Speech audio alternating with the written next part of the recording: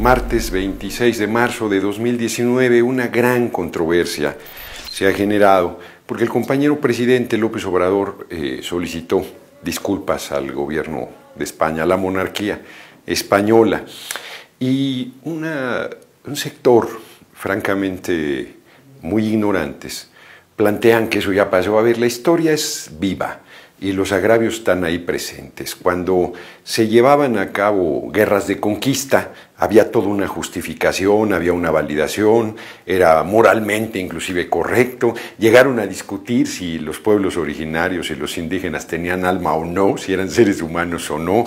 Hicieron una estructura social clasista brutal, quemaron vivos aquí en la Alameda, en lo que era la Pinacoteca. Ahí está la placa que establece que ahí se hacía el quemadero de hombres y mujeres que se resistían a aceptar la imposición de una religión que les era ajena y que defendían la propia, o que defendían su visión o su idioma o su raíz, sus culturas, su visión de la vida.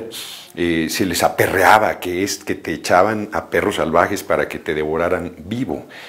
Algunas lindezas de esas hicieron un genocidio, en realidad disfrazado de guerra de conquista, 300 años de esclavitud, de sometimiento del ser humano por otro ser humano que se creía superior, y con toda la herencia de esta estructura racista brutal que se dio en la época de la colonia.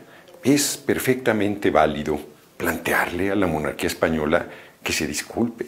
Hay países de diferentes lugares de Europa, por ejemplo, que han emitido disculpas hacia pueblos de África o de Asia por los crímenes cometidos, por los genocidios, por las torturas, por los saqueos que se llevaron a cabo. Y son historias vivas. No es un problema de generar conflicto, sino es un planteamiento político que busca sentar una base de reconocimiento de cosas incorrectas pasadas para corregir hacia adelante, porque si las guerras de conquista están bien y el racismo está bien y el quemar vivas a las personas es correcto y el aperrearlas es adecuado y el por el color de piel considerar que son inferiores son visiones correctas, pues se seguirán reproduciendo, seguirán siendo una permanente en la conquista de los pueblos y en el avasallamiento de las naciones. Y me parece que en pleno siglo XXI debemos darle vuelta a la hoja. Pues claro que Estados Unidos debe por ejemplo, también no solo una disculpa, sino deben tomar medidas para de alguna manera paliar el daño del 60% del territorio que nos robaron. Pongo otro ejemplo aparentemente aislado. La noche previa a su liberación, el gran revolucionario Ricardo Flores Magón fue asesinado en una cárcel en Estados Unidos, en Leavenworth.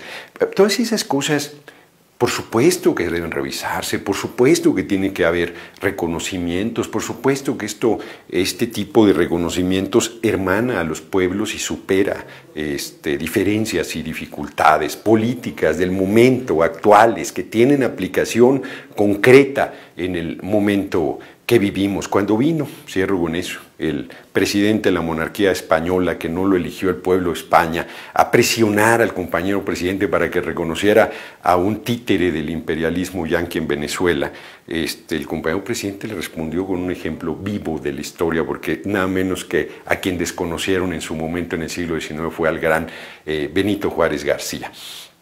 La historia es todo el tiempo historia viva, todo el tiempo plantea una revisión, plantea un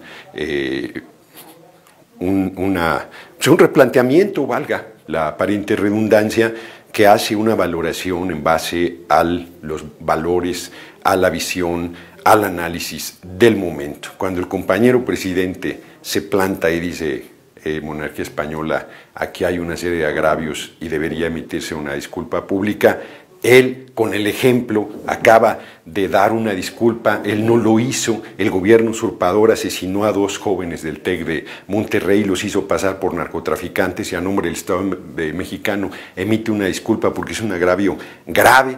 No tiene que ver con lo reciente, entre comillas, sino tiene que ver con un reconocimiento que haga que ese tipo de cosas no vuelvan a suceder. Me parece que es política, ética, moral, hasta económicamente correcto el planteamiento, y quienes se desgarran las vestiduras y se ponen de tapetes de la monarquía se olvidan que la monarquía es una antiguaya, que es una institución medieval que debería desaparecer porque considera que esos son hijos directamente de descendencia divina y que tienen sangre azul y que solo por eso debemos mantenerlos y ellos no dan golpe en ningún sentido. Aquí se quejan de los políticos y los privilegios y les parece admirable que haya una monarquía en pleno siglo XXI en España.